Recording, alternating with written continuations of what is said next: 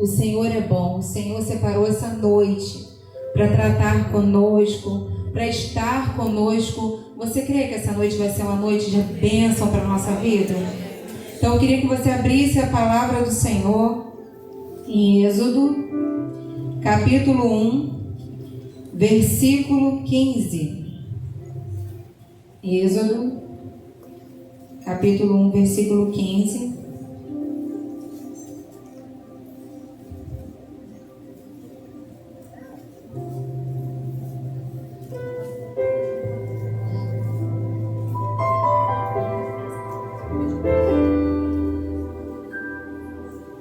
Todas acharam?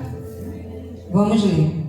O rei do Egito falou às parteiras das hebreias, das quais uma chamava Sifrá e outra Poá, e disse-lhes: quando ajudardes as hebreias a dar à luz e as virdes sobre os assentos, se for filho, matai, mas se for filha, então viva. As parteiras, porém, temeram a Deus e não fizeram como o rei do Egito lhe dissera. Antes, conservaram os meninos com vida. Então, o rei do Egito chamou as parteiras e disse-lhes: por que fizeste isso, que guardaste os meninos com vida? As parteiras responderam a Faraó: as mulheres hebreias não são como as egípcias, elas são vigorosas, e antes que as parteiras cheguem, já deram à luz os filhos. Portanto, Deus fez bem às parteiras, e o povo aumentou e se fortaleceu. Aconteceu que, visto que as parteiras temeram a Deus, ele lhes estabeleceu casas. Só até aqui, pode se assentar. Essa é uma história muito linda de duas mulheres que elas tinham um decreto de morte sobre a vida delas. O que o faraó faz ali? Ali o povo do Egito estava crescendo demais. E aí faraó, temendo o crescimento do povo, fala: já tenho a solução. Vocês que são as parteiras, vocês estão empenhadas de, se for homem, vocês matam. Se for mulher, pode viver. Só que o bonito dessa história é que essas parteiras, elas temiam ao Senhor. E elas sabiam o chamado delas. O chamado delas não era gerar morte, era gerar vida. Então essas mulheres fazem o quê? Vão contra aquilo que Faraó falou. E nós aqui nessa noite, nós somos essas parteiras. O Senhor colocou em nós projetos, vida. Nós não fomos chamadas para gerar morte, mas sim gerar vida. Aqui no versículo 2 vai dizer que quando ajudardes as hebreias a dar luz e a vinde sobre os assentos, se for filho, matais. Quando ajudardes, o que a palavra do Senhor está dizendo aqui é que quando você vê a sua amiga dando luz a um projeto, o que você tem que fazer? Incentivar ela. Porque nós fomos criadas para levantar umas às outras. O Senhor não te fez para você abortar o plano de quem está do teu lado. Mas o Senhor colocou em você encorajamento.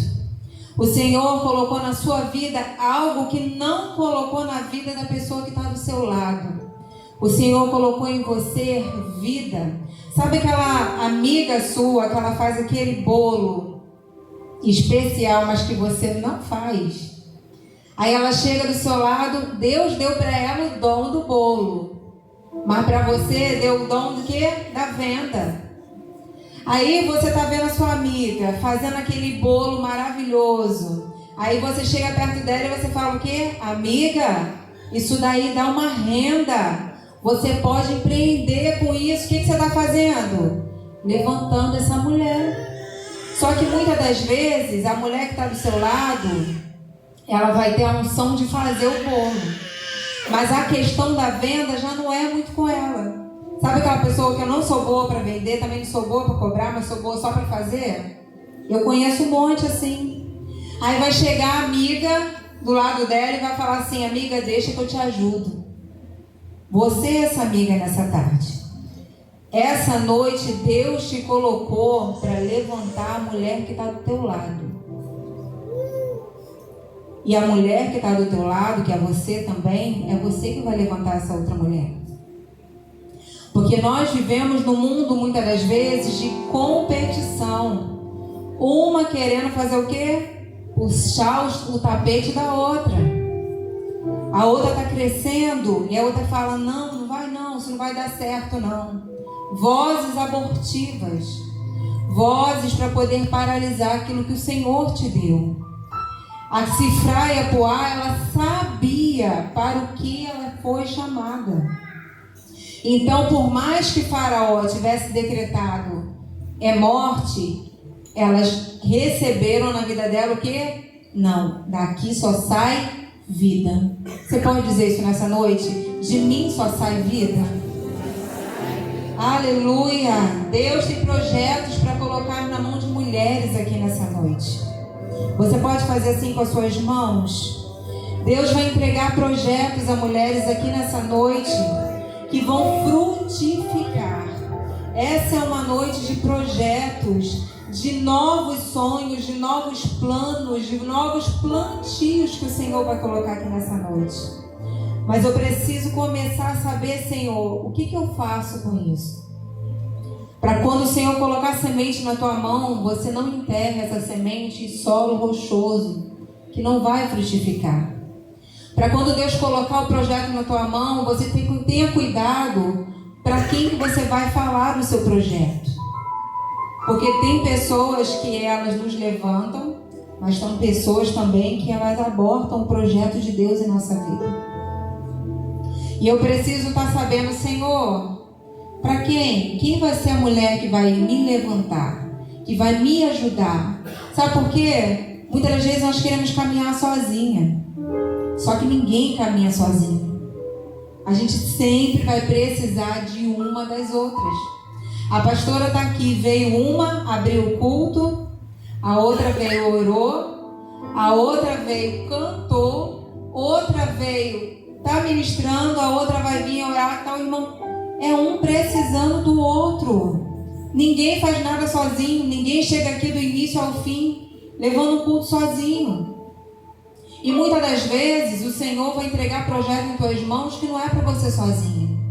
Então começa a pedir ao Senhor: Senhor, abre a minha mente, abre a minha visão, alarga a minha visão nessa noite, porque o Senhor te chamou para gerar vida, vida, vida. Tem mulheres que elas estão gerando morte na vida dos seus filhos. Nessa noite nós fomos chamadas para gerar vida ou gerar morte.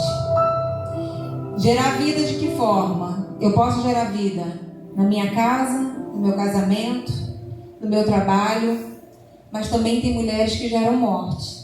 E como que eu gero morte? Quando eu viro para o meu filho, eu falo: seu burro, não faz nada certo, danado, esse garoto é danado, né? Sabe o que é danado? Quem sabe o que é danado? Quem pode dizer em voz alta? Condenado ao inferno. Condenado ao inferno. E às vezes você está falando e nem sabia o significado. E o que eu estou gerando? Em Provérbios 18, 21 vai dizer que o poder da vida e da morte está na nossa língua. E as minhas palavras, ela tem poder de gerar vida ou de gerar morte. Eu tenho filhas gêmeas e muitas das vezes as pessoas, a primeira coisa que me perguntavam quando via as crianças, falava assim: elas são levadas? Eu falava assim: não, elas são uma bênção. São uma bênção. Por mais que por dentro eu sei que elas são ligadas. São, ó. Tem dia que eu falo: Jesus amado, aonde liga? Fala pra mim onde é que é esse botão, que sumiram com o botão e eu não sei nem onde colocaram. Porque tem dia que eu falo, só tem mãe dentro de casa, gente. Não tem pai, não. Eu falo, caça o pai. Procura achar um pouquinho pai também. Pai. Mas é mãe. Não é assim? Isso é mulher. Glória a Deus por nós. Mas o que eu preciso fazer? Elas são levadas? Não, são bênção. Eu encontrei uma criança na escolinha dominical, que eu estava dando aula, que a gente foi, não sei qual é a lição, e ele virou para mim e falou assim, um menino de 10 anos, ô tia, na escola eles falam que eu sou filho do capeta. Eu falei, meu Deus, o que eu faço agora? Parei a escolinha e fui ministrar naquela criança sobre identidade. Ministrei sobre ele, olha, você foi escolhido, separado, você é uma bênção, você é filho amado do Senhor. O que disseram sobre você não é realidade. Deus te fez para dar certo. Deus te fez para ser uma bênção. No final eu virei para ele e falei assim, você agora é quem? É filho de quem? Ele falou assim, tia, eu sou filho de Deus. Eu falei, não aceita menos do que isso. Não deixa as pessoas ditarem quem são os seus filhos, gerarem morte sobre a vida dos seus filhos, ou sobre a vida de qualquer criança que você encontra numa salinha, porque nossos lábios podem gerar vida ou morte, mas nós fomos chamadas para gerar vida sobre a vida dos nossos filhos. Outra coisa, que eu gero morte sobre a vida dos nossos filhos. Não aguento mais você. Você foi um erro. Quantas crianças se sentem culpadas? Porque ouvem isso dentro de casa. Se sentem culpadas, levam um peso para a alma. Porque ao invés de eu gerar vida, falar para essa criança, você é uma bênção. Você foi escolhido por Deus. Eu agradeço ao Senhor porque me deu você. Quantas vezes, quanto tempo que você não fala, eu te amo para o seu filho? Olhando nos olhos, abraçando, para essa criança se sentir pertencente a este lar. Porque muitas das vezes, nós mulheres temos essa facilidade de olhar os defeitos. É fácil a gente corrigir, a gente vive corrigindo o dia inteiro, não é? Pega ali, pega lá, não faz isso, desce daí. Mas quantas vezes do dia nós paramos para olhar para aquela criança e falar, eu te amo, meu filho. Vem cá, a mamãe ama demais você. Você é um presente de Deus para a minha vida. Aí eu olho no meu decorrer do meu dia, eu estou gerando vida ou eu estou gerando morte? Eu preciso avaliar o meu comportamento. Nós vemos aqui o que eu não devo fazer para gerar morte sobre a vida dos nossos filhos. Mas também tem mulheres gerando morte sobre a vida do marido. Eu acho que eu não vou encontrar você aí nessa noite não. Aqui não. Tem mulheres que diz, esse casamento é um inferno. Meu marido não presta. Aquilo é um encosto. Estou doida para sair dessa relação. Tomara que Jesus volte logo, leve ele logo. Irmã. É assim. É assim que nós geramos morte e não vida. O que eu preciso fazer para que esse casamento mude? Reclamar vai adiantar? Não vai. Virar uma mulher rixosa dentro de casa, murmuradora, vai adiantar? Não vai mudar o cenário. O que muda o cenário é quando eu gero vida. É quando mesmo não vendo, eu começo a dizer, eu começo a falar, você é um homem bem-aventurado. Você é um homem bom, generoso, amoroso. Aí o homem não vai entender nada. Gente, que mulher doida. Não é doida não, é que eu estou vendo, eu estou profetizando, eu estou gerando vida. Se a palavra diz que tem vida e tem morte na minha língua, e ainda ela vai dizer, quem faz bom uso dela, colhe dos seus frutos. Então, será que eu estou fazendo bom uso daquele poder que Deus me deu? Eu preciso olhar os frutos que eu estou colhendo. Se eu estou colhendo frutos bons, é porque eu estou fazendo bom uso. Mas se os frutos que eu estou colhendo são ruins, é sinal de que eu não estou plantando a semente certa. Então eu preciso pedir ao Espírito Santo: Espírito Santo, me ensina. Sabe por quê? Porque eu já fui essa mulher. Eu já fui essa mulher rixosa, murmuradora, insubmissa. Queria ganhar no grito, porque eu vim de uma família assim. Tudo era resolvido na base da gritaria, da briga. E aí eu fui para um casamento onde meu marido não eram resolvidas as coisas assim. E aí quando crescia o leão dentro de mim, ele falava assim: Tatiana, acabou a conversa. E aí eu não sabia onde enfiava a minha cabeça. Eu falava assim: gente, eu sou tão calma, mas o que acontece dentro de mim que essa calma vai embora em 2 minutos? O que acontece? E eu fui pedindo ao Senhor. Eu falava: Senhor, muda meu marido, muda ele. E para mim, o errado da história era sempre ele. E coitado, meu marido sempre foi uma bênção, gente. Eu que era o problema da situação. E é ruim, é difícil a gente achar, né, em nós o errado, né? Porque a gente quer sempre ser a certa. E aí um dia eu ouvi numa pregação, a irmã estava pregando, e eu estava dentro de casa, e o Senhor falou assim: é você que é errado. Eu falei: Senhor, mas é ele que me estressa, você não está entendendo. E aí o Senhor falou assim: não, minha filha, é você que precisa mudar. E eu fui para dentro do meu quarto, eu falei: Senhor, então começa essa obra aqui, ó. Vai tirando isso tudo, essa ira, sabe? Essa murmuração, essa falta de contentamento, essa chatice. Sabe que muitas das vezes a gente é chata, irmã. Na TPM, então, o que acontece? Vira um bicho. Teve um dia que meu esposo falou assim: minha filha, não é você não. Eu falei: também acho. Pior que eu concordo com você, não sou eu. Algo entrou aqui que não é eu. Então expulsa, aproveita e já expulsa logo. Mas é sério. E foi difícil para mim entender que na TPM realmente meus hormônios ficavam muito alterados. Mulher, você tem hormônio. Meu marido fala que o hormônio é quase igual ao demônio. Eu fico quietinha, mas eu falo: pior que ele tem razão, gente. Pior que ele tem razão. E quando chega na TPM, eu costumo, quando eu atendo, eu falo para as mulheres assim: tem épocas que elas chegam lá querendo terminar o casamento de qualquer jeito. Aí eu falo para ela assim: me dá sua tabelinha. Você tem sua tabelinha aí? Aí quando eu vou ver lá na tabelinha, tá na tabelinha da TPM. Eu falo: minha filha, em nome de Jesus, todo mês é a mesma coisa. Todo mês você volta na mesma data aqui querendo arrumar problema. E elas começam a rir, gente. E pior que começam a rir ainda. Eu falo: minha filha, você precisa tomar uma vitamina, um suplemento. Você precisa se conhecer. Quando chegar na época da TPM, você fala pro seu marido: ó, some, desaparece um pouquinho durante alguns dias, depois você volta. Ou senão fica quietinho dentro de casa, que vai ficar uma benção, na paz. Entendeu?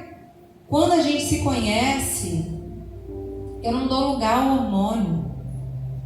Sabe? Quando a gente se conhece, a gente vai lá, toma um remedinho certo, toma um suplemento certo. A gente cuida do nosso corpo, porque nós somos alma, corpo e espírito. Meu espírito tem que estar bem, eu tenho que estar fazendo meu devocional, orando, jejuando. Meu emocional tem que estar bem, eu preciso curar os meus traumas, eu preciso perdoar quem eu devo perdoar.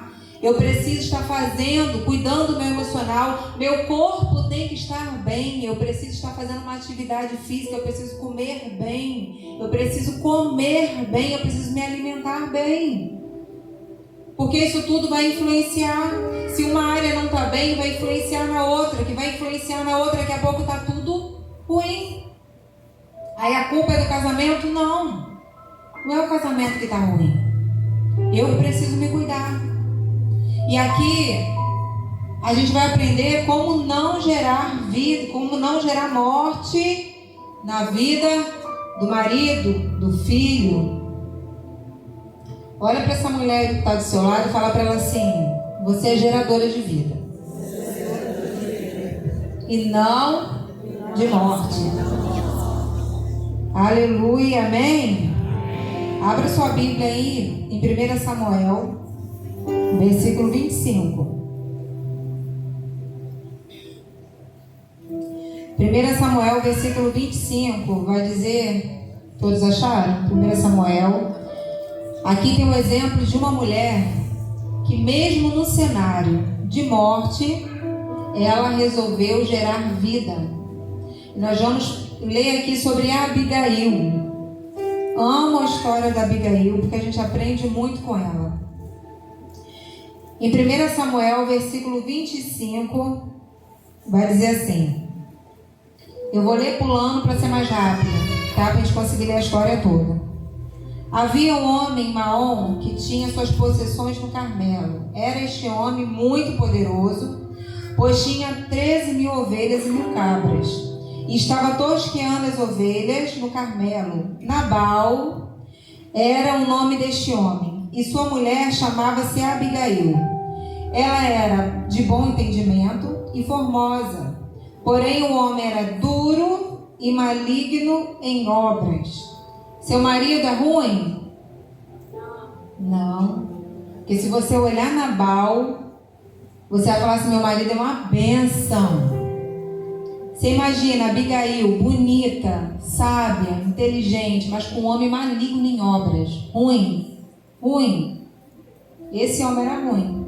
Mas vamos ver como Abigail ela trata esse homem.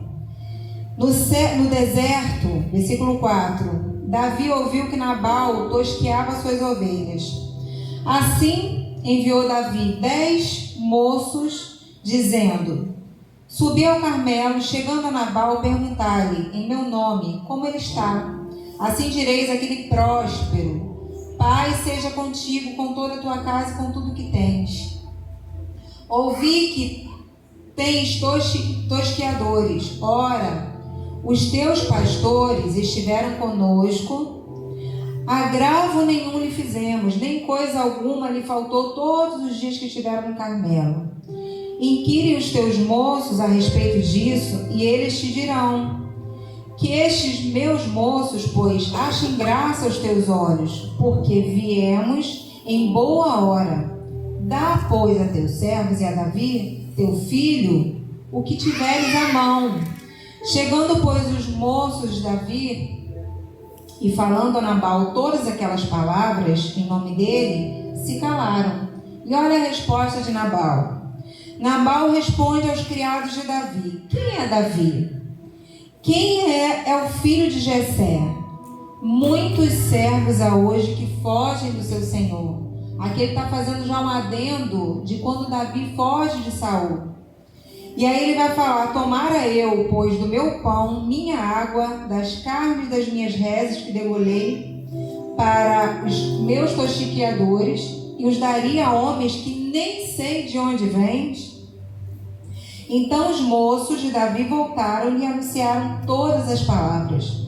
Pelo que disse Davi aos seus homens: cinjam-se da espada, cinjam-se da sua espada.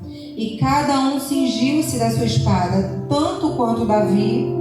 Subiram após Davi uns 400 homens. 200 ficaram com a bagagem. Porém, um dentre os moços de Nabal anunciou a Abigail, mulher de Nabal: eis que Davi enviou mensageiros do deserto com saudações a nosso amo, porém ele os distratou. E aqui você vê que Davi, ela começa a se preparar. Abigail começa a se preparar para atender. Versículo 15. Todavia aqueles homens foram muito bons para nós. Nunca fomos agravados por eles. E nada nos faltou em todos os dias que conversamos com eles. Quando estávamos no campo. 17. Olha, pois, agora e vê o que há de fazer. Porque já de todo determinado está o mal contra o nosso amo e contra toda a tua casa. Sabe por quê? Porque quando um erra dentro de casa, não é um só que paga. toda casa paga. Toda casa paga. Quando o adultério entra dentro da casa, não é só um que sofre. Toda a família perde. A morte entra dentro de casa.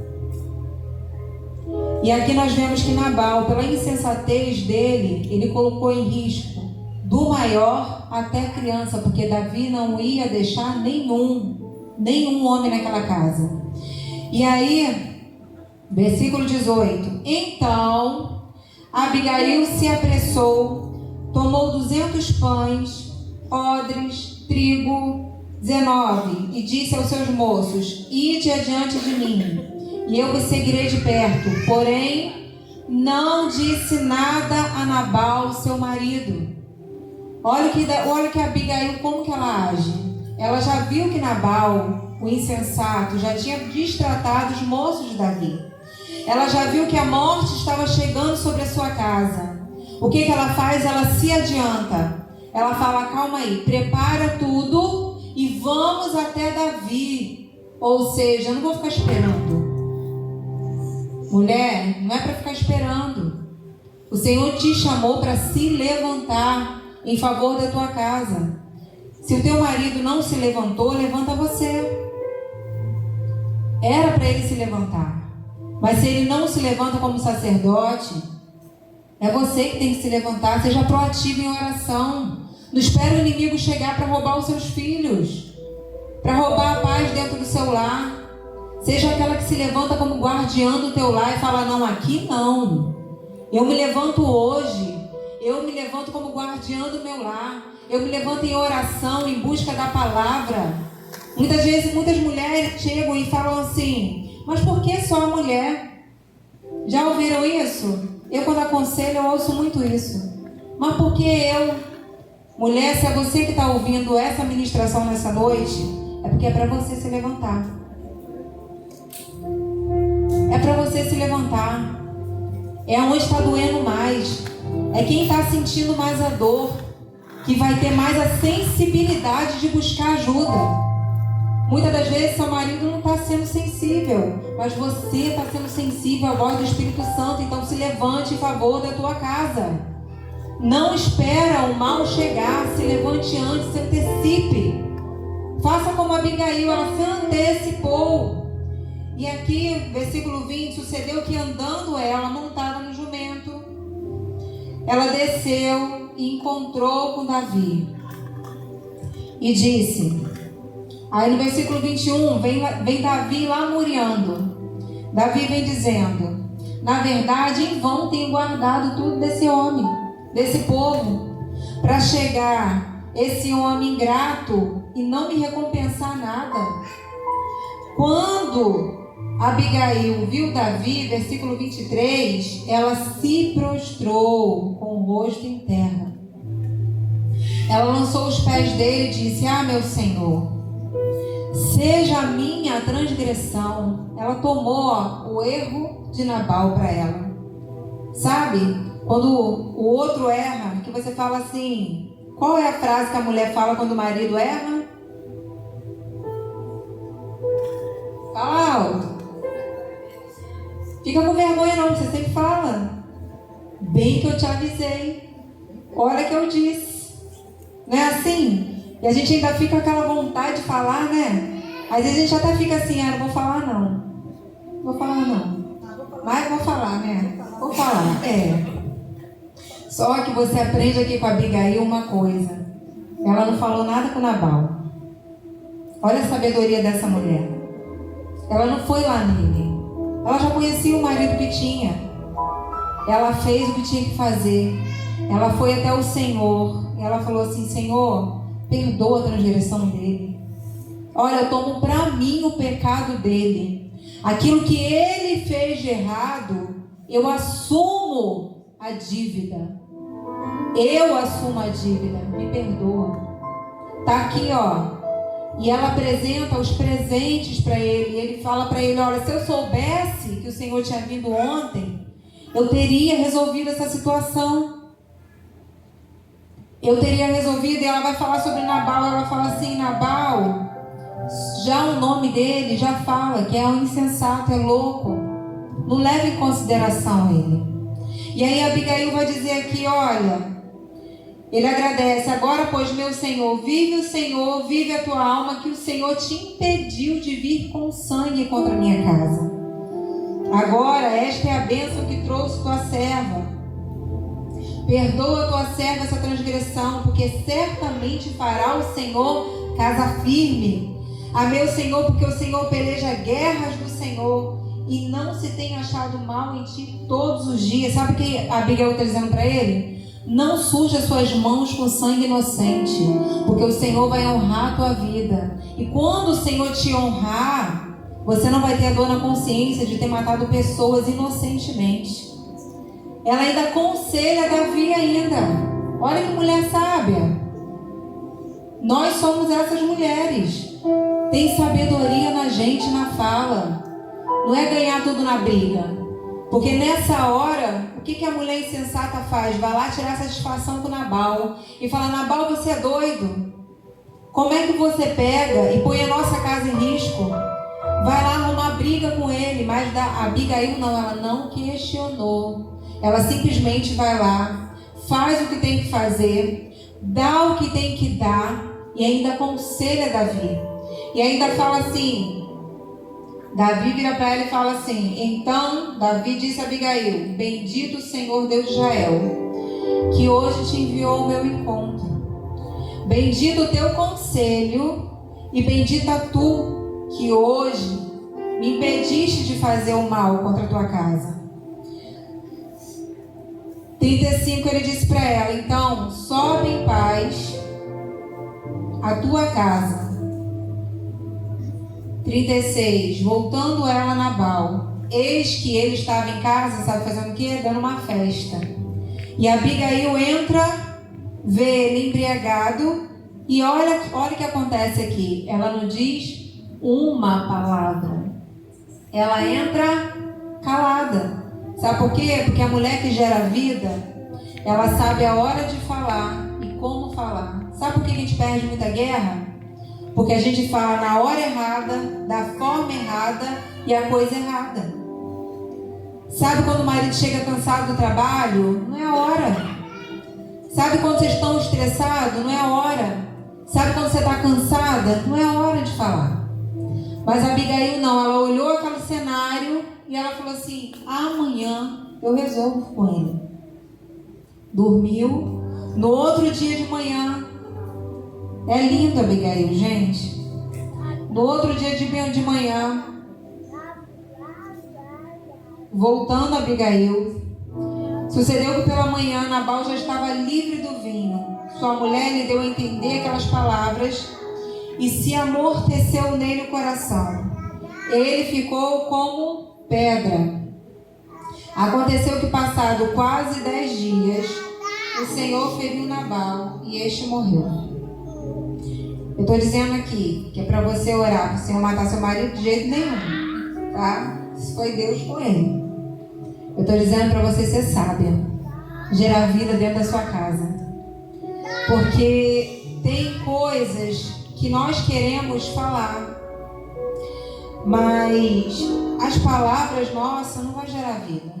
Tem coisas que eu preciso falar com quem resolve. Sabe o pai do seu marido? É Deus. Sabe o seu filho, que você está aí quebrando a cabeça com ele? Ele tem um pai também.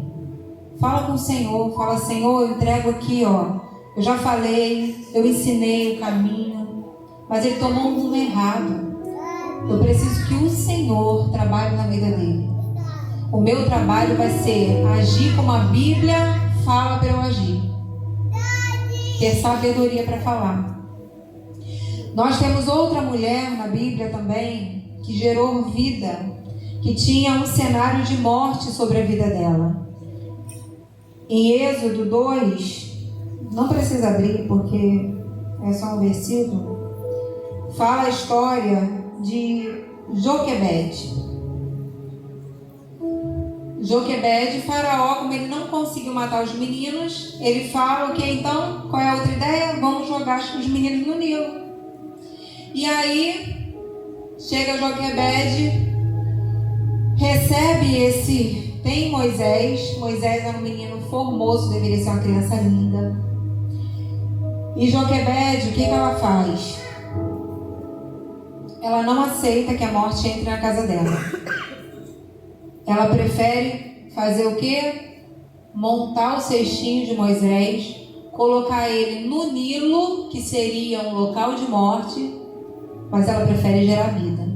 Ela fala, eu vou botar no Nilo sim, mas eu vou botar ele com vida e eu vou crer no milagre do Senhor. Porque tem situações na nossa vida que a gente precisa ter fé. E aqui o Senhor está chamando mulheres de fé nessa noite. Mulheres que se levantam em favor dos seus filhos, que não aceitam os filhos perdidos, que não aceitam a sua família sendo destruída. O Senhor quer que você levante com fé, fazer o que precisa ser feito, falar do amor de Deus, levar Jesus. Chega Joquebede aqui, ela não aceita isso. Ela pega Moisés e a gente vê como o Senhor trabalha na vida de Moisés, trazendo livramento para aquela casa. Como o Senhor trabalhou na vida de Abigail, cenário de morte, gente. Você imagina Davi com 400 homens chegar hoje e matar todo mundo por causa de um homem. E essa mulher mudar o destino da família toda dela. Ela mudou o destino da família toda. Tem mulheres que estão vendo a morte chegando e ela fala assim, é ele que tem que resolver. Foi ele que arrumou o problema, ele que se vire lá. Esse daí já fez 18 anos, eu já fiz o que tinha que fazer. Agora eu lavo as minhas mãos. Não foi para isso que o Senhor te chamou. O Senhor te chamou para gerar vida, em tempo e fora de tempo. Querendo ou não querendo. Viu que o cenário está vindo contra? Se levanta, faça alguma coisa. Que o Senhor vai agir em prol daquilo que você está agindo. Porque o Senhor reage à nossa atitude.